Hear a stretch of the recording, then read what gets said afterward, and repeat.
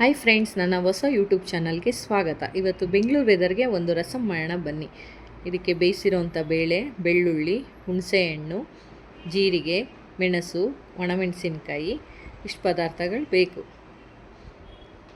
ಇದಕ್ಕೊಂದು mixie jar ತೊಗೊಂಡು ಒಂದು 5ರಿಂದ 6 ಒಣಮೆಣಸಿನ್ಕಾಯಿ, ಬೆಳ್ಳುಳ್ಳಿ, ಜೀರಿಗೆ, ಕಾಳುಮೆಣಸು ಸ್ವಲ್ಪ ಗ್ರೈಂಡ್ ಮಾಡ್ಕೊಳ್ಳೋಣ. ಇದನ್ನು ತರ್ತರಿಯಾಗಿ ಗ್ರೈಂಡ್ ಮಾಡಿಕೊಂಡು ಒಂದು ಪಾತ್ರೆ ಇಟ್ಬಿಟ್ಟು ಅದಕ್ಕೆ ತುಪ್ಪ ಅಥವಾ ಎಣ್ಣೆ ಯಾವುದಾದ್ರೂ ಹಾಕ್ಕೋಬೋದು. ಸ್ವಲ್ಪ ಸಾಸಿವೆ, ಜೀರಿಗೆ, ರುಬ್ಬಿರೋ ಅಂಥ ಮಿಶ್ರಣ ಹಾಕಿ ಒಂದು 2 ಮಿನಿಟ್ಸ್ ಬಾಡಿಸ್ಕೊಳ್ಳೋದು. ಬಾಡಿದ್ದಾದಮೇಲೆ ಬೇಯಿಸಿರೋ ಅಂಥ ಬೇಳೆ ಸ್ಮ್ಯಾಶ್ ಮಾಡಿಬಿಟ್ಟು ಅದಕ್ಕೆ ಹಾಕಿ ಸ್ವಲ್ಪ ಅರ್ಧ ಬೌಲಷ್ಟು ನೀರು ಹಾಕ್ಕೊಳ್ಳೋಣ. ಅದರಲ್ಲೇ ಸ್ವಲ್ಪ ಹುಣಸೆಹಣ್ಣಿನ ರಸ, ರುಚಿಗೆ ತಕ್ಕಷ್ಟು ಉಪ್ಪು,